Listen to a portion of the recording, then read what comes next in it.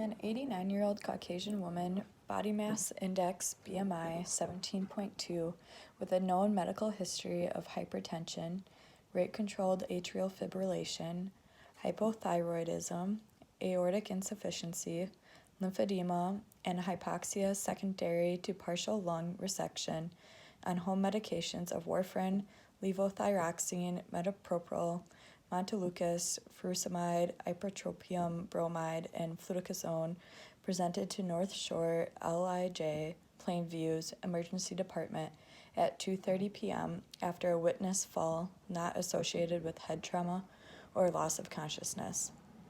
Her vital signs on presentation were blood pressure of 144 over 81 milligrams per mercury, pulse of 119 beats per minute, respiratory rate of 18 breaths per minute, temperature of 98 degrees Fahrenheit, and oxygen saturation of 85% on room air. Our patient's baseline oxygen saturation was unknown, and she denied being on home oxygen therapy.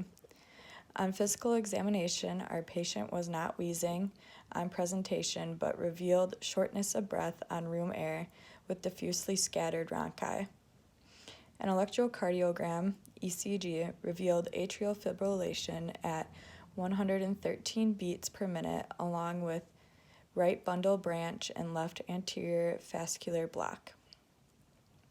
At 3:30 a.m., our patient suddenly became bradycardic and progressed to asystole. She was found to be pale and pulselessness.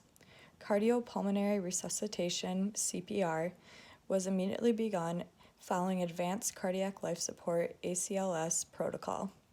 Initial respiratory support with a bag mask was attained and our patient's trachea was secured with intubation at 3:32 a.m. As per ACLS protocol, 1 milligram of intravenous epinephrine was given, followed by 40 milligrams of intravenous vasopressin given at 3:36 a.m. Our patient received her second dose of 1 milligram epinephrine at 3:40 a.m. Finally, at 3:46 a.m., our patient received 1 ampule of sodium bicarbonate. Our patient remained unresponsive to continue resuscitation efforts, so CPR was abandoned at 3:48 a.m. Right femoral venous access had been attempted during the resuscitative effort, and cardiac monitors were unwittingly left on our patient during cleaning and removal. At 3:51, before the complete removal of the femoral venous catheter, a single ventricular contraction was noted on the monitor. This single contraction progressed to a couplet, then a triplet, and finally into a normal sinus rhythm with a palpable pulse at 3:53 a.m.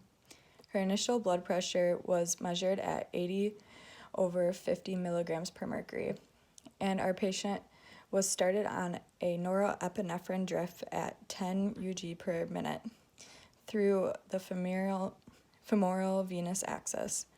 A right femoral arterial line was also established for continuous blood pressure monitoring.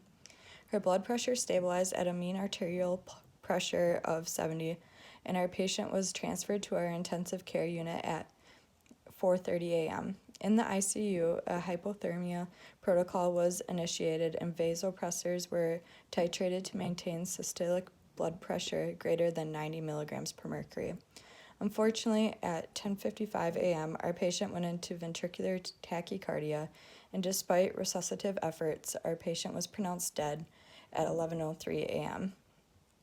Prognosis: Lars's phenomenon.